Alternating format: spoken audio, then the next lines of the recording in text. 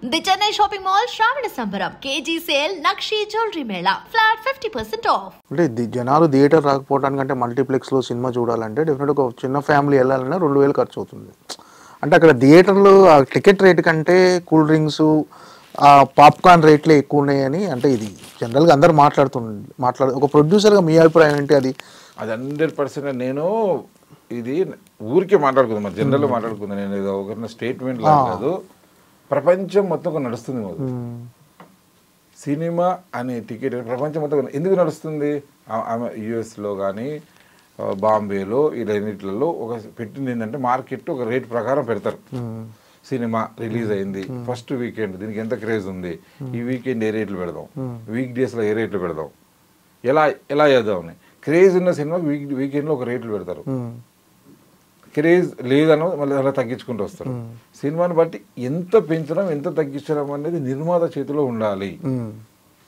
ఇది సాంప్రదాయం. ఇది ఇక్కడ వదిలేసి గవర్నమెంట్ దగ్గర రేట్లు అడుగుతున్నాం, పెంచుతున్నాం, ఇంకోటి రేట్లు తీసుకొస్తున్నాం, ఇంకోటి చేస్తున్నాం. ఇదంతా ఏంటంటే ఆ నెంబరింగ్లో అట్లా ఇరుక్కుపోతున్నారు తప్ప మన సినిమా జనాల్లో ఎంత అట్రాక్షన్ ఉంది. ఇప్పుడు కొన్ని సినిమాలు బాంబేలో వీకెండ్ ఒక రేట్లు ఉంటాయి. వీకెండ్ 500 రూపాయల టికెట్ ఉన్న రేటు అదే థియేటర్లో ట్యూస్డే రోజు 200 రూపీస్ ఉంటుంది. ఓకే, 200 రూపీస్కి ట్యూస్డే రోజు చూస్తాడు. వీడికి ఉంది కానీ వాడు చూస్తాడు. ఏం చేయాలన్నది ఉండదు కదా. 500 కోట్లు 600 కోట్లు చేసిన సినిమాని నువ్వు 200కు 150 రూపాయలు చూపించమంటే ఎట్లా? అంతే రాంగ్ కదా. అలాగే నేను రోడీ కప్ రొమాన్స్కి 200 పెట్టమంటే ఎట్లా? రోడీ కప్ రొమాన్స్ నేను నిర్ణయం ఎంత, నా రేటు పొందా, నా రేటు ఉందా అంతే. పాప్కార్న్ అది అంటావా, అది ఎవర్ గ్రీన్. అది కొందరు వెళ్ళిపోయి పాప్కార్న్ నేను తినకుండా కూడా వస్తారు, కొందరు వెళ్ళి అవన్నీ చేస్తారు. అది కంపల్సరీ కాదుగా. పాప్కార్న్ కంపల్సరీ దాని గురించి మనం మాట్లాడకూడదు. ఓకే, అంటే పిల్లలతో వెళ్ళినప్పుడు ఫ్యామిలీతో వెళ్ళినప్పుడు అది కంపల్సరీ కాదు, దాని గురించి మనం మాట్లాడకూడదు. అంటే అవైలబుల్ అది ఆ థియేటర్ అట్రాక్షన్. థియేటర్ సార్ థియేటర్లోనే అదే థియేటర్లో కనీసం వాటర్ బాటిల్ ఇంటి దగ్గర నుంచి తెచ్చుకున్న వాటర్ బాటిల్ కూడా ఎలో చేయడు. అలాంటప్పుడు ఏం చేస్తారు? పిల్లల్ని తీసుకొని మీకు కావాల్సిన వినోదం అంటే థియేటర్కి వెళ్ళాడు, సినిమా చూడాలని ఉంటుంది, థియేటర్కి వెళ్ళాడు, కనీసం వాటర్ బాటిల్ కూడా ఇంటి దగ్గర తీసుకొని ఎలో చేయడు. నార్మల్ వాటర్ పెట్టాలి. ప్రతి చోట రెస్టారెంట్కి అయినా ఎక్కడికైనా సరే నార్మల్ వాటర్ అనేది కంపల్సరీ పెట్టాలి. అది ఉండదు ఎక్కడ థియేటర్లో. వాటర్ బాటిల్ తీసుకెళ్ళకపోవడానికి కారణాలు ఏంటంటే అది ఫ్లైట్లో అయినా ఎక్కడైనా కొన్ని చోట్ల ఏంటంటే అది సెక్యూరిటీగా మంచిది కాదేమో, ఫుడ్ గిడ్డు లోపల ఉన్న వాళ్ళు జనాల మధ్యలోకి వెళ్తూనే ఉండొచ్చు. కానీ అక్కడ కంపల్సరీ నార్మల్ వాటరు, అది ఫిల్టర్ వాటర్ ఉంటుంది కదా, ఫిల్టర్ది పెట్టాలి. అది వాళ్ళు అది తాగొచ్చు, ఇది తాగొచ్చు హోటల్కి వెళ్ళి. అవి చేయాలి. అవి కొన్ని ఉన్నాయి, అవి ఏవైనా సరే చట్టరీత్యా కంపల్సరీ తప్పేది. అది కంపల్సరీ మినిమంగా సోర్సెస్ ఉండాలనేది వాళ్ళకు ఉంటుంది, నామ్స్ ఉంటాయి. ఇంకోటి ఒక థియేటర్ అతను తన థియేటర్ కట్టుకున్నాడు, వారి జనాలు వచ్చి సినిమా చూస్తేనే 1000 రూపాయలు వస్తే 500 అతనికి వస్తాయి. 50% 60% పర్సెంటేజ్ ప్రకారం డబ్బు వస్తుంది. పాప్కార్న్ దీంట్లో వస్తుంది. వాళ్ళు ఆ ఏరియాలో మిడిల్ క్లాస్ ఉన్నారా, హయ్యర్ క్లాస్ ఉన్నారా, ఈ క్రౌడ్ వస్తుంది మనకి ఎక్కువగా. వాళ్ళు ఎంత బేర్ చేస్తారనేది అతను ఛాలెంజ్, అతను బిజినెస్ రన్నింగ్. మీరు హోటల్లో ఉంటాడు, అమ్మ 100 పెడితే 40 అంటే 90 80 పెట్టుకుంటాడు కదా, అదంతే. దాన్ని మనం కొలతల్లో కొలవలేము. కానీ ticket rate cinema first cinema తీయడానికి రావాలిగా, వస్తేనే కదా మిగతా జరిగేవి. ఓకే, టికెట్ అనే రేట్ అనేది నిర్మాతకు సంబంధించి ఉండాలి. ప్రోడక్ట్ తయారు చేసిన వాడే తన ప్రోడక్ట్ రేట్ అనేది నిర్ణయించాలి. నేను రేపు పొద్దున అంట ఒక టికెట్కి 50 రూపాయలకి అంటాను నేను. అది థియేటర్ సపోర్ట్ చేయాలి, ఇంకోటి సపోర్ట్ చేయాలి. ఎందుకంటే అట్లా అట్రాక్ట్ చేసిన జనం రావాలి కదా. థియేటర్ అతను ఎగ్జిబిటరు, ప్రొడ్యూసరు, డిస్ట్రిబ్యూటర్ ముగ్గురు కలిపి ఎలా తెప్పిద్దాం జనాలు కానీ మాట్లాడుకుని చేయించాలి. అది సినిమాని ప్రోడక్ట్కి డిఫరెంట్ రేట్లు ఉండాలి, ఒకే సింగిల్ రేటు ఉండకూడదు. ఇది ప్రపంచవ్యాప్తంగా జరుగుతున్నది, దాన్ని మనం ఫాలో అవ్వాలని కోరుకుంటున్నా. కానీ అది అన్ఫార్చునేట్ మన స్టేట్లలో, కొన్ని సౌత్ ఇండియాలో కొన్ని స్టేట్లలో ఉండట్లేదు. అంటే రీసెంట్గా ఒక పెద్ద ప్రొడ్యూసర్ కూడా సినిమా చూడమని బలవంతంగా ఎవరిని లాక్కరాట్లేము, మేము టికెట్ రేటు భరించగలిగితే నేను మల్టీప్లెక్స్లో చూడమని అనట్లేము, సింగిల్ స్క్రీన్లో చూడొచ్చు. అంటే అలాంటి స్టేట్మెంట్లు కూడా ఉన్నాయి. డెఫినెట్గా మా సినిమా టికెట్ రేటు పెంచినప్పుడు మీరు రమ్మని మల్టీప్లెక్స్లో వచ్చి చూడమని అనట్లేదు. ఇంకోటి బలవంతంగా ఎవరిని తీసుకొచ్చి థియేటర్లో కూర్చోబెట్టట్లేదు. ఎవరైతే సినిమా చూడాలనుకుంటున్నారో మేము అంత ఖర్చు పెట్టి సినిమా తీసాం కాబట్టి మీరు అన్నట్టుగా మా ప్రోడక్ట్కి మేము రేట్ డిసైడ్ చేస్తాం అనేది కరెక్ట్, నో ప్రాబ్లం. కానీ టికెట్ రేటుతో పాటు మీరు అనుకుంటున్న పాప్కార్న్ కానీ కూల్ డ్రింక్ కానీ ఈ రేట్లు కూడా దాదాపుగా బయటితో పోల్చుకుంటే 3-4 రెట్లు అధికంగా ఉండటం అనేది డెఫినెట్గా ఒక ఆడియన్కి భారమే. అది 100% అది ఎన్ని రకాలుగా మనం దాన్ని సమర్థించుకున్నా డెఫినెట్గా అది ఖచ్చితంగా ఒక ఆడియన్ అనే వానికి భారమే. నేనేది అది ఏఎంబీలో ఒక రేట్ ఉంది, పీవీఆర్లో ఒక రేట్ ఉంది, శ్రీరామ్లోకి వెళ్తే పాప్కార్న్ ఒక రేట్ ఉంది, ప్రసాద్ మల్టీప్లెక్స్లోకి వెళ్తే ఒక రేట్ ఉంది. పాప్కార్న్సే అక్కడ అన్ని చోట్ల పాప్కార్నే, కానీ రకరకాల రేట్లు ఉన్నాయి. మీరు అన్నట్టు డెఫినెట్ ఎక్కువ రేటు పెడితే రాదంటే అంటే ఆ క్యాంటీన్కైనా ఇబ్బంది, ఆ థియేటర్కైనా ఇబ్బంది, ఆడియన్స్కైనా ఇబ్బంది. కానీ మళ్ళీ చెప్తున్నా ఫోర్సబుల్ కాదు. ఎన్ని కిరాణా షాప్లో ఉంటాయి, 100 రూపాయల సోప్ ఉంది, 10 రూపాయల సోప్ ఉంది. వాడు వెళ్ళి 100 రూపాయల సోపు కొనుక్కుంటాడు, 10 రూపాయల సోపు కొనుక్కుంటారు. ఇవన్నీ అన్ని రకాలు ఉన్నాయి. ఇక్కడ ఏ క్లాస్ ఉంటే ఈ సినిమా మనం బేర్ చేయగలమా, బేర్ చేయలేమా, తగ్గిన తర్వాత వెళ్దాం.